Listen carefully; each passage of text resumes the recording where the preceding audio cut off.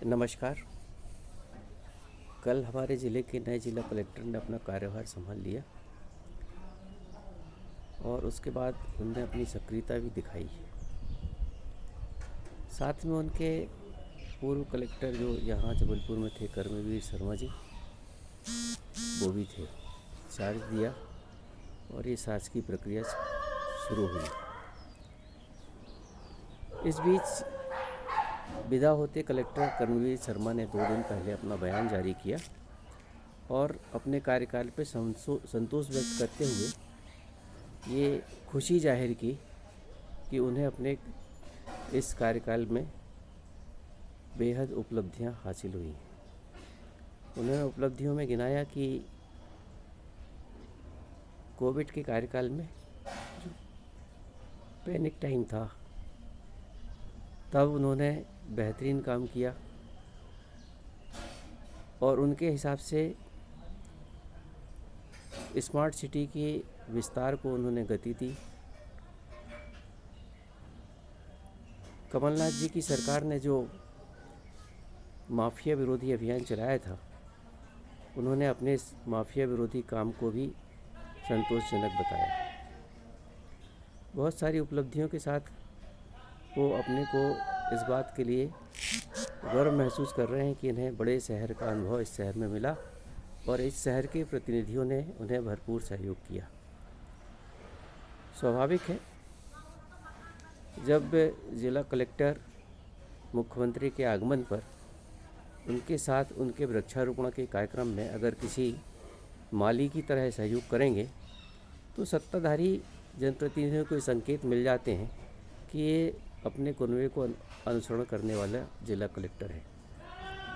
समय समय पे उन सत्ताधारी जनप्रतिनिधियों की दरबार में हाजिरी लगाना, उनकी महिमा मंडित करना और उनकी मंशा के अनुसार इस शहर के प्रशासन को, शासन को संचालित करना उनके नंबर बढ़ाने के लिए काफ़ी था। जहाँ तक कोविड के समय उनकी भूमिका रही है, तो सारा शहर देख रहा था कि हिंदुस्तान का सबसे बड़ा अपराध जो रेमडेसिविर नकली जबलपुर शहर में सप्लाई हुई, गुजरात से चला ये अपराध जबलपुर के महत्वपूर्ण और सत्ताधारी पक्ष के कृपा पात्र अस्पताल के संचालक मुखा ने से संचालित किया।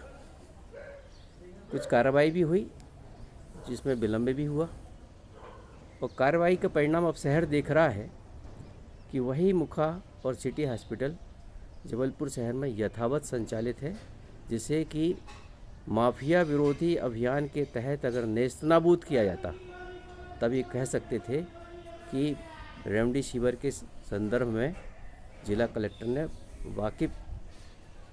वाजिब कार्रवाई की, पर ऐसा नहीं हुआ। इस बीच और दूसरे अस्पतालों में जहां बिना ऑक्सीजन की मौत हुई, जहां घोर लापरवाहियां हुई, उसके संदर्भ में भी उसी दौरान कर्मवीर शर्मा जी ने 25-25 लाख रुपए उन अपराधी अस्पतालों के मालिकों से लिए, जिसे दान के रूप में स्वीकार करना बताया गया और रेड क्रॉस सोसाइटी में उसे सम्मिलित किया गया। प्रत्यक्ष तो यही दिखा, परोक्ष की जानकारी कोई प्रमाण न होने से कोई भी नहीं कह सकता।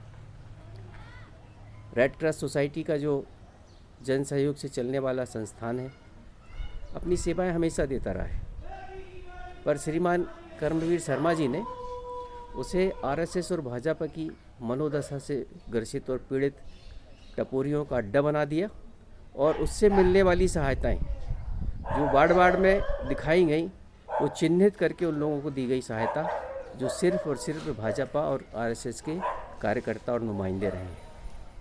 आप संतोष कर सकते हैं कि आपका वो काम बहुत बेहतरीन था, पर आपने इस शहर के साथ पक्षपात किया, ये मेरा व्यक्तिगत रूप से आप पर आरोप है।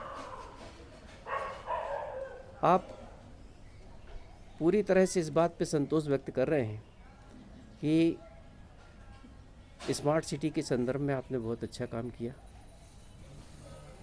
सत्ता पक्ष को इसमें संतोष हो सकता है आपकी बात से, पर ये शहर और यहाँ के विपक्ष के विधायक बार बार आपसे धरना प्रदर्शन, आंदोलन और ज्ञापन के साथ अपनी बात कह रहे हैं पर हर बार उनकी बातों को अनसुना किया गया। बीते दिनों अभी स्मार्ट सिटी के संदर्भ में मध्य विधानसभा में एक बृहद रैली निकाली गई। मांग ये थी कि उस काम को व्यवस्थित किया जाए। जगह जगह जो शहर को तोड़ फोड़ करके पूरी तरह से अराजक बना दिया है, उस पर नियंत्रण किया जाए। परिणाम वही हुआ कि 2 दिन तो आपका सक्रिय प्रशासन रहा, लेकिन आज भी वही व्यवस्थाएं अराजक हैं कि शहर से निकलने वाले हर आदमी को अपनी बीमारी के लिए आमंत्रित कर रहा है। आप कह सकते हैं कि आपने बहुत बढ़िया काम किया, आपको बहुत संतोष है। राजस्व को लेके आपसे निवेदन करूं इस वीडियो के माध्यम से कि उमा महेश्वर मंदिर ट्रस्ट, जिसकी 125 करोड़ की ज़मीन आपके कार्यकाल में रिकॉर्ड को खुर्द-बुर्द करके बेचने की साजिश की गई। माननीय उच्च न्यायालय के आदेश के बाद उस पर स्टे लगाया गया और लेन देन की करोड़ों रुपए की उस पूरी प्रक्रिया पर माननीय उच्च न्यायालय के आदेश पर रोक लगी। ये प्रॉपर्टी के मालिक जिला कलेक्टर होते हैं। किसी भी ट्रस्ट का सर्वाधिकार जिला कलेक्टर को होता है। ऐसे अनेक प्रकरण अगर आप शांत चित्त होके सोचेंगे तो क्या ये जिम्मेदारी आपकी नहीं थी? आपके एसडीएम जो वर्षों से शहर में मालिक बन के बैठे हैं, उनकी कारगुजारियाँ आपसे छुपी नहीं हैं। आपके पुलिस प्रशासन में जिस तरह की घटनाएं सामने आ रही हैं, चाहे वो किसी टीआई के प्रेम प्रसंग की हो या किसी टीआई के भ्रष्टाचार के सरेआम होने वाले किस्से हों, आप संतोष व्यक्त कर रहे हैं। ये शहर स्वीकार भी कर रहा है। मैंने पिछले 3 दिनों में ये आकलन किया कि किसी ने कोई प्रतिक्रिया आपके बयान पर नहीं दी।